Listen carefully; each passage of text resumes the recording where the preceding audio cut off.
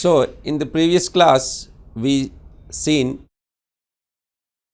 the division due to wavefront. Two more examples we have seen. Already we have covered Young's double slit experiment, Fresnel's biprism and Billet's split lens interferometry. Now let us see Lloyd's single mirror. Here also we use the division of wavefront to see the fringe pattern. So a plane mirror is taken.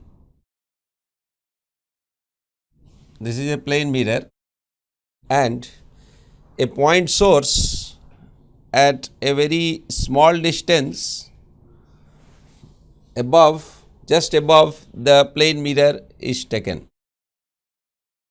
So what happens? A ray which gets reflected here, and you consider one more ray, this S dash is the image of S in the plane mirror. This ray gets reflected and this is our screen. So you see this plane mirror forms a virtual image of S at S dash.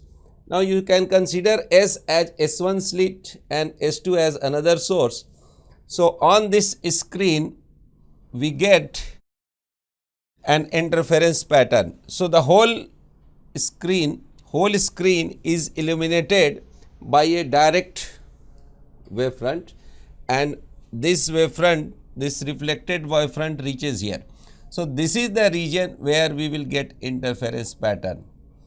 Interference pattern.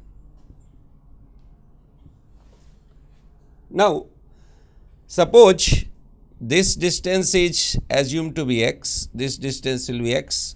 So our S dash becomes 2x, this distance between them is d.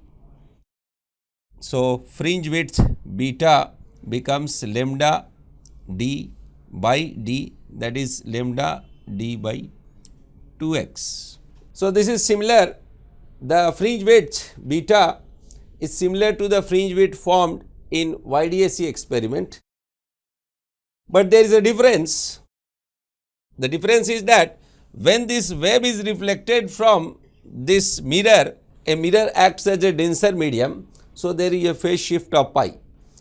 So since there is a phase shift of pi, so the locations here where the geometrical path difference is n lambda, there will be darkness minima, and where the path difference is 2n plus 1 lambda by 2, there will be constructive interference. Let us see in detail.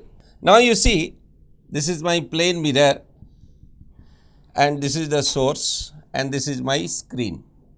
So at any point P, the wave directly from S that can come, and another wave, that is reflected wave, which can come from this place, S dash. So my S acts as slit S1, S dash acts as slit S2. Now in Young's double slit experiment, at P the wave directly reaches from here and directly reaches from here, and so there is here constructive and destructive interference. But here this wave is not directly reaching, but this is the geometrical path which is equal to this, but here there is a phase shift of pi.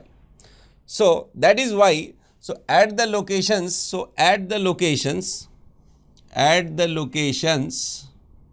where the geometrical path difference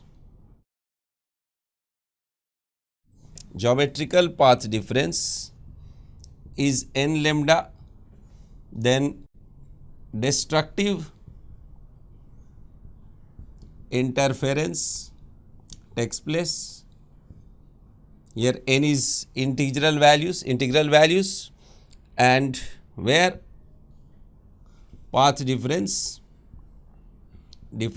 is 2n plus 1 lambda by 2, where n is 0, 1, 2, 3, 4, n lambda, then constructive interference takes place. So this is similar to your YDSC experiment. The only difference is there is a phase shift of pi taking place here. So in comparison with the YDSC experiment, the locations where there was previously maxima in YDSC, here there will be minima. Now if this screen is close to the mirror, then here there will be darkness, because in YDSC here there will be central maxima, but here it will be a minima. So thus we have seen that different cases of interference due to division of wavefront. Now we will see in next class, we will see the interference due to division of amplitudes, where we are going to explain the color of thin films, Newton's ring, etc.